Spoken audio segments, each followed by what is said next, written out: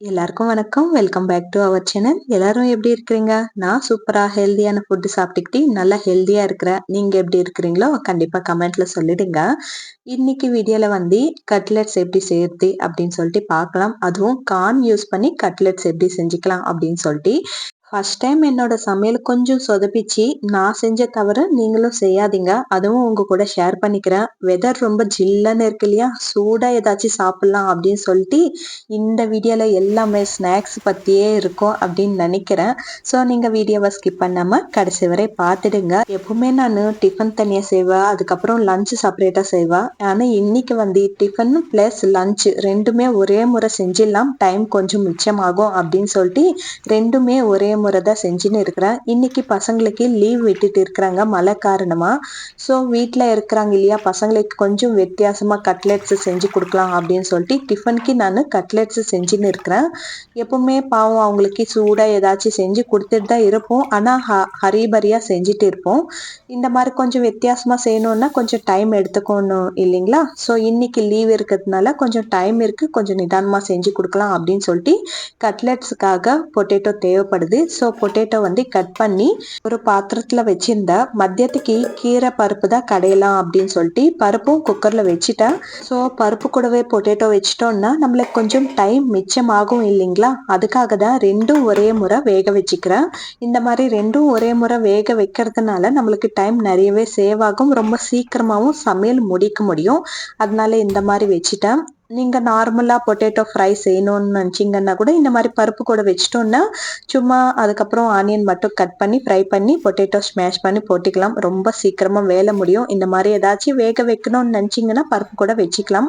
அதுக்கப்புறம் கட்லெட்ஸ்க்காக வெஜிடபிள்ஸ் எல்லாம் தேவைப்படும் இல்லைங்களா? அந்த வெஜிடபிள்ஸ் எல்லாம் இன்னைக்கு நான் வந்து சாப்பரில் கட் பண்ணிட்டு இருக்கிறேன். இந்த சாப்பர் பற்றி நான் சொல்லியே ஆகணும். ஏன்னா இந்த சாப்பர் எங்கள் வீட்டுக்காரர் வாங்கிட்டு வந்து 2 வருஷம் ஆகுது. நானா ஆனியன் கட் பண்ணுறதுக்கு வெஜிடபிள்ஸ் கட் பண்ணுறதுக்கெல்லாம் சாப்பரா 2 நிமிஷம் கட் பண்ணோன்னா ஈஸியாக முடிஞ்சிடும், அதுக்கு போய் சாப்பர் எதுக்கு அப்படின்னு நினச்சேன். பட் இன்னைக்கு கொஞ்சம் எடுத்து யூஸ் பண்ணலாம் அப்படின்னு நினைக்கிறதுக்குள்ள 2 வருஷமா அப்படியே வச்சா என்ன ஆகும், ஸ்ட்ரக் ஆயிடுச்சு, ஒர்க் ஆகவே இல்லை. சரி ஒர்க் ஆகல, அதுக்கப்புறம் நிதானமாக பார்த்துக்கலாம் அப்படின்னு சொல்லிட்டு ஒரு ஓரமாக வச்சிருந்தேன். என் பெரியவர் எடுத்து என்ன இது ஒர்க் ஆகலை அப்படின்னு சொல்லிட்டு ரிப்பேர் ஆனது சரி பண்ணிட்டாரு. கொஞ்சம் டேலண்ட் இருக்குதா என் பெரியவருக்கே ஒத்துக்கிறேன். அதுக்கப்புறம் யூஸ் பண்ணா ரொம்ப நல்லா சாப் பண்ணுது. இந்த ஆனியன் கட் பண்றதுக்கே ரொம்ப கஷ்டமா இருக்கும் இல்லையா? கண்ல, மூக்குல தண்ணி ஒலிஞ்சிட்டே இருக்கும். இந்த மாதிரி சாப் பண்றதுனால ரொம்ப சீக்கிரமா வேலையும் முடியும். கண்ல, மூக்குல தண்ணி வராம நல்லா வெஜிடபிள்ஸ் கட் பண்ணிக்கலாம். இதுல வெறும் ஆனியன் மட்டும் கிடையாது, வெஜிடபிள்ஸ் எல்லாம் கூட நம்ம குட்டி குட்டியா கட் பண்ணிக்கணும் அப்படின்னு நினைச்சோம்னா இதுல கொஞ்சம் பெரிய சைஸா கட் பண்ணி சேர்த்துட்டோம்னா நல்லா சாப் பண்ணி கொடுத்துடும். ஸோ நல்லா யூஸ்ஃபுல்லான ப்ராடக்ட் தான். நான் இத்தனை நாள் யூஸ் பண்ணாம ஒரு ஓரமா வச்சதுக்கு நானே கொஞ்சம் ரெகுலேட் பண்ணிட்டு இருக்கிறேன். என்னடா இது இத்தனை நாள் யூஸ் பண்ணாம பக்கத்துல வச்சிட்டோமே அப்படின்னு சொல்லிட்டு இன்னைக்கு எடுத்து யூஸ் பண்ணதுனால எனக்கு கொஞ்சம் வேலையும் ரொம்ப ஈஸியா முடிஞ்சிச்சு. இப்போ ஆனியனு, கொத்தமல்லி, பச்சை மிளகா இதெல்லாம் கட் பண்ணிக்கினேன். இல்லவே நான் கான் கூட கொஞ்சோண்டு சேர்த்து நல்லா சாப் பண்ணிக்கினேன். ஏன்னா இது கொஞ்சம் அப்படி சாப் பண்ணி சேர்த்ததுனால டேஸ்ட் நல்லா இருக்கும். ஸோ அதனால நான் வந்து இது கூட கொஞ்சோண்டு சாப் பண்ணிக்கினேன். இது கத்தில சாப் பண்ணணும்னா கொஞ்சம் கஷ்டமான வேலை தான். மிக்ஸி ஜார்ல சேர்த்து இருக்கணும். பட் மிக்ஸி ஜார்ல சேர்த்தாலும் இந்த அளவுக்கு நல்லா வந்திருக்காது போல. நல்லா சாஃப்டா ஆயிட்டு இருக்கும், வடை மாவு மாதிரி. ஆனா இது நல்லாவே யூஸ் ஆகுது. உங்களுக்கு யாருக்காச்சும் இந்த சாப்பர் வேணும்னா லிங்க் நான் ப்ராடக்ட்ல கொடுக்குறேன். நீங்க கண்டிப்பா அதில் செக் பண்ணி வாங்கிக்கோங்க தேவைப்பட்டுச்சுன்னா. இப்போ வந்து பொட்டேட்டோவும் பருப்பும் ரெண்டும் நல்லா வெந்துச்சு. பொட்டேட்டோ எடுத்து பக்கத்துல வச்சுட்டு பருப்புல வந்து கீரை சேர்த்துட்டா. ஃபர்ஸ்டே நான் க்ளீன் பண்ணி வச்சிருந்தேன் இல்லைங்களா கீரை, அந்த கீரை இதுல சேர்த்துட்டு தேவையான அளவுக்கு புளியும் சேர்த்துக்கிட்டு மறுபடி குக்கர் மூடி வச்சு ஒரு விசில் வச்சிட்டோம்னா கீரை குழம்பு வந்து ரெடி ஆயிடும்.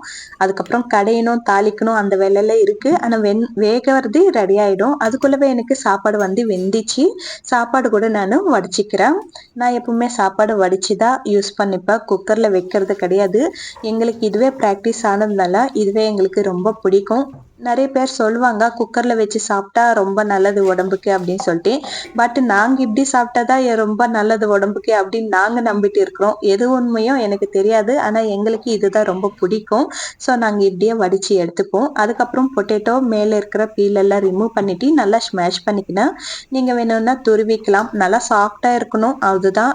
அதுக்கப்புறம் இதெல்லாம் கட் பண்ணி வச்சிருக்கிற வெஜிடபிள்ஸ் எல்லாம் போட்டுக்கினா இதுலவே கேரட் கூட சேர்த்துக்கலாம், கேபேஜ் கூட சேர்த்துக்கலாம். நம்மளுக்கு பிடிச்ச வெஜிடபிள்ஸ் எல்லாம் இதுல சேர்த்துக்கலாம். நான் சிம்பிளா ஆனியன், கொத்தமல்லி, பச்சை மிளகா, அதுக்கப்புறம் துருவி வச்சுக்கினா கார்ன் சேர்த்துக்கினா, முழுசா இருக்கிற கார்ன் சேர்த்துக்கினா, தேவையான அளவுக்கு மிளகாத்தூளும் சேர்த்துக்கினா, அதுக்கப்புறம் கொஞ்சோண்டு கரம் மசாலா சேர்த்துக்கினா, தனியாத்தூளும் கொஞ்சோண்டு சேர்த்துக்கினா, தேவையான அளவுக்கு உப்பு சேர்த்துக்கினா, அதுக்கப்புறம் கார்ன்ஃப்ளோர் சேர்த்துக்கினா.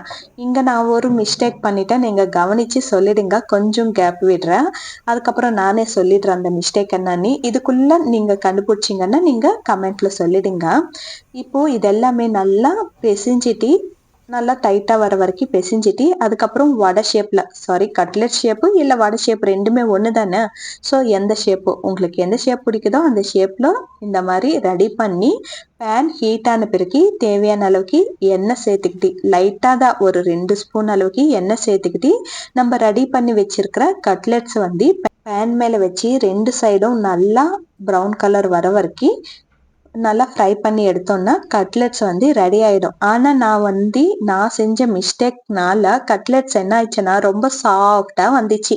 எதுக்கு நீங்க இது வரைக்கும் கண்டுபிடிக்கலையா? கண்டுபிடிச்சிங்களா? கண்டுபிடிச்சிருந்தா கமெண்ட் பண்ணிட்டு இருப்பீங்க.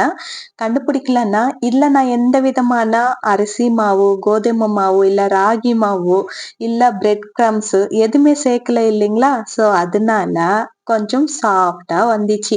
நான் நினைச்சேன் கொஞ்சம் கெட்டியா தான் இருக்கு இல்லையா வரும், ஸ்டிஃபா தான் வரும் அப்படின்னு நினைச்சிட்டேன்.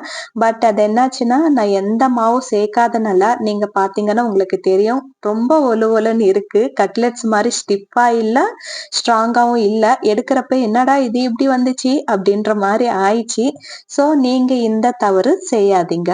கட்லெட்ஸ்ல ஏதாச்சும் மாவு ஆட் பண்ணாதான் நம்மளுக்கு அந்த ஸ்டிஃப்னஸ் கிடைக்கும். கட்லெட்ஸ் மாதிரி ஃபீல் கொடுக்கும். இல்லைன்னா இந்த மாதிரி கொஞ்சம் கொழு கொழுன்னு தான் ஆயிடும். நான் டைரக்டா இந்த மாதிரி அரிசி மாவு ஆட் பண்ணிக்கினா அதுக்கப்புறம் இப்படி வந்துச்சு அப்படின்னு சொல்லியிருக்கலாம். பட் நான் செஞ்ச தவறு நீங்க யாருமே செய்யக்கூடாது இல்லைங்களா?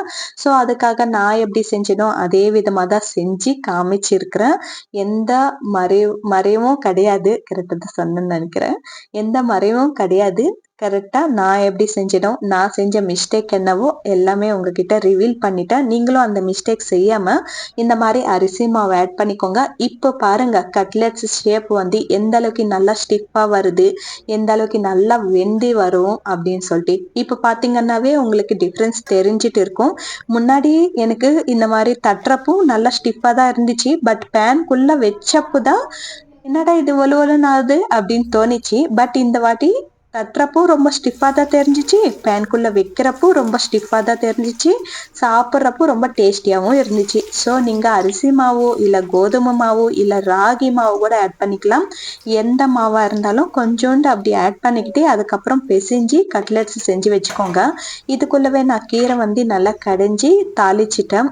கீரை குழம்பும் ரெடி ஆயிடுச்சு, ரைஸும் ரெடி ஆயிடுச்சு இல்லைங்களா? சைடிஷ் எதுவுமே பண்ணல. அப்பளம் இல்ல ஊறுகாய் வச்சு சாப்பிட்டுக்கலாம் அப்படின்னு சொல்லிட்டு எதுவுமே பண்ணல. கட்லெட்ஸ் மேலவே எனக்கு கொஞ்சம் நிறைய கான்சென்ட்ரேஷன் வச்சதுனால சைடிஷ் பண்ணல. அவ்வளவுதான் மேட்ரு. 2 வேலையுமே ஒரே முறை செஞ்சதுனால எனக்கு ரொம்ப சீக்கிரமாவும் வேலை முடிஞ்சிச்சு. அதே விதமா ரொம்ப நேரம் கிச்சனுக்குள்ள இல்லாம ரொம்ப சீக்கிரமாவும் முடிஞ்சிச்சு. கட்லெட்ஸ் செய்யறது ரொம்ப ஈஸி. இது வேகறதுக்கு மட்டும்தான் கொஞ்சம் டைம் எடுத்துக்கும். பட் ரொம்ப சிம்பிள் ப்ராசஸ் தான். இப்போ பாத்தீங்கன்னா ரொம்ப நல்லா வந்துச்சு. இதுக்கு முன்னாடி கொஞ்சம் கவலை ஆயிடுச்சு, என்னடா இப்படி வந்துச்சு அப்படின்னு சொல்லிட்டு. இப்போ அப்படியே எடுத்து அமுக்க சாப்பிடணும் அப்படின்னு தோணிச்சு. ரொம்ப டேஸ்டியாவும் இருந்துச்சு. இதுக்கு தொட்டு சாப்பிட்றதுக்கு கிரீன் சட்னி இருந்திருந்தா நல்லா இருந்திருக்கும் அப்படின்னு தோணிச்சு. பட் டமோட்டா சாஸ் கூட தொட்டி சாப்பிட்டோம் பாருங்க, இன்னும் டேஸ்ட் ரொம்ப நல்லா இருந்துச்சு. எதுவா இருந்தாலும் பிடிச்சதுல தொட்டி சாப்பிட்டுக்கோங்க, இல்ல அப்படியே கூட சாப்பிட்டுக்கலாம். செம்ம டேஸ்டியா இருந்துச்சு. நீங்க எப்போ கட்லெட்ஸ் ட்ரை பண்ண போறீங்க? கண்டிப்பா ட்ரை பண்ணுங்க, ரொம்ப நல்லா வரும். பட் கொஞ்சோண்டு அரிசி மாவு இல்ல ஏதாச்சும் மாவு ஆட் பண்ணிக்கிட்டு ட்ரை பண்ணுங்க. ரொம்ப நல்லா வரும். ரொம்ப ஹெல்தியான ரெசிபி தான். பசங்க எந்த வெஜிடபிள்ஸ் சாப்பிடலையோ அந்த வெஜிடபிள்ஸ் எல்லாம் இந்த கட்லெட்ஸ்ல போட்டு குடுத்துடலாம்.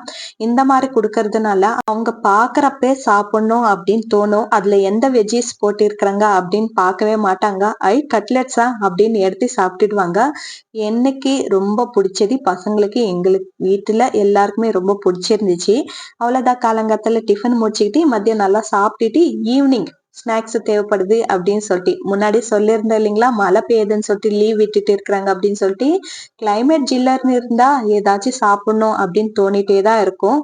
ஸோ இன்னைக்கு வந்து ஈவினிங் வந்து பஜ்ஜி செஞ்சுட்டு இருக்கிறேன், வாழைக்காய் பஜ்ஜி. வாழைக்காய் பஜ்ஜி ப்ராசஸ் நிறைய வீடியோஸ்ல சொல்லிட்டு இருக்கிறேன். அதனால இந்த வீடியோல ப்ராசஸ் வந்து எதுவுமே சொல்லல, சிம்பிளா காமிச்சிடுறேன். வாழைக்காய் பஜ்ஜி எத்தனை பேருக்கு பிடிக்கும் கண்டிப்பா கமெண்ட்ல சொல்லிடுங்க. எனக்கு பிடிக்காது, எண்ணெய் ஐட்டம் எதுவுமே எனக்கு அவ்வளவா பிடிக்காது. பட் கிளைமேட் ரொம்ப ஜில்லுன்னு இருக்கவே எனக்கு சாப்பிடணும் அப்படின்னு தோணுச்சு. இல்லைன்னா நான் ஆயில் ஐட்டம் எதுவுமே எடுத்துக்க மாட்டேன், செஞ்சு வைக்கிறது மட்டும்தான் என்னோட டியூட்டி. சாப்பிடணும்னு சொன்னீங்கன்னா சுத்தமா சாப்பிட மாட்டேன். பட் இந்த மாதிரி கிளைமேட் ரொம்ப ஜில்லுன்னு இருக்கிறப்ப மட்டும் சும்மா டேஸ்ட் பார்க்கறதுக்கு இல்ல இந்த மாதிரி சாப்பிடணும்னு தோன்றப்ப மட்டும் அப்படி எடுத்து சாப்பிடுவேன். இதுலவும் பாதி தான் எடுத்து சாப்பிட்டு இருக்கிறேன்னு பாத்துக்கோங்க. டேஸ்ட் பார்க்கறதுக்கு முன்னாடி சொன்ன மாதிரி கிளைமேட் ஜில்லுன்னு இருக்கவே ஏதாச்சும் சாப்பிடணும்னு நம்மளுக்கும் தோணும் இல்லைங்களா? ஸோ அதுக்காக ஒரு சின்ன பீஸ் எடுத்து சாப்பிட்டுட்டு இருக்கிறேன். அதுக்குள்ளவே என் பெரியவர் வந்து டியூஷன்ல இருந்து வந்துட்டான். வந்து என்ட்ரு ஆகுறதுக்குள்ளவே வாவ் பஜ்ஜி அப்படின்னு சொல்லிட்டு வரா. பசங்களுக்கு அந்த அளவுக்கு ரொம்ப பிடிக்கும் பஜ்ஜி. பஜ்ஜி எந்த ஸ்நாக்ஸ் ஆனாலும் ரொம்ப பிடிக்கும் தான். அதுலவும் இந்த மாதிரி பஜ்ஜி போண்டான்னா இன்னும் ரொம்ப பிடிக்கும் பசங்களுக்கு. அதனால அப்பப்போ செஞ்சு கொடுக்கறது தான் ஈவினிங் டைம்ல. அவ்வளவுதான், பசங்களுக்கு பிடிச்சி சாப்பிட்டாங்கன்னா வேற என்ன இருக்கு. அவங்க அதுக்கின்தா சந்தோஷம் வேற எதுலுமே கிடைக்காது அம்மாங்களுக்கு. ஸோ பசங்களுக்காக தானே எல்லாமே, கஷ்டமா இருந்தாலும் இஷ்டமா செய்வோம். நம்மளுக்கு உடம்புக்கு முடியலன்னாலும் பசங்க கேட்டாங்கன்னா ஏஞ்சி செஞ்சுடுவோம். ஸோ அந்த மாதிரி தான் அம்மாங்க எல்லாமே இருப்பாங்க. அதுக்கப்புறம் நைட்டுக்கு வந்து நான் மசாலா பன்னீர் செஞ்சிருக்கிறேன் இல்லைங்களா, நீங்க லாஸ்ட் வீடியோஸ் எல்லாம் பார்த்துருந்தீங்கன்னா உங்களுக்கு தெரிஞ்சிருக்கும். பார்க்கலன்னா லிங்க் வந்து டிஸ்கிரிப்ஷன்ல கொடுக்குறேன், கண்டிப்பா செக் பண்ணி பார்த்துடுங்க. நான் மசாலா பன்னீர் வந்து வீட்டுலவே ரெடி பண்ணி வச்சிருந்தேன். அந்த மசாலா பன்னீர் யூஸ் பண்ணி இன்னைக்கு வந்து கறி செஞ்சிடலாம், சப்பாத்திக்கு நல்லா இருக்கும் அப்படின்னு சொல்லிட்டு நைட்டுக்கு வந்து பன்னீர் குருமா வித் சப்பாத்தி ரொம்ப நல்லா இருக்கும் இல்லையா டேஸ்ட். ஸோ அதுதான் செஞ்சாச்சு. காலங்காத்தால இருந்து நைட்டு வரைக்கும் இன்னைக்கு என்னென்ன சமையல் செஞ்சோம் அப்படின்னு சொல்லிட்டு இந்த வீடியோல பார்த்துட்டோம். அவ்வளோதான், முடிஞ்சிச்சு இந்த வீடியோ. இதோட என் பண்ணிக்கிறேன். நாளைக்கு வீடியோ ஃப்ரெஷ்ஷாக மறுபடியும் ஸ்டார்ட் பண்ணிக்கிறேன். இந்த பன்னீர் ரெசிபி வேணும் அப்படின்னு நினச்சிங்கன்னா லிங்க் டிஸ்கிரிப்ஷன்ல இருக்கும், கண்டிப்பாக செக் பண்ணி பார்த்துடுங்க. இந்த வீடியோ எப்படி இருக்கு அப்படின்னு சொல்லிட்டு கண்டிப்பாக கமெண்ட்ல சொல்லிடுங்க.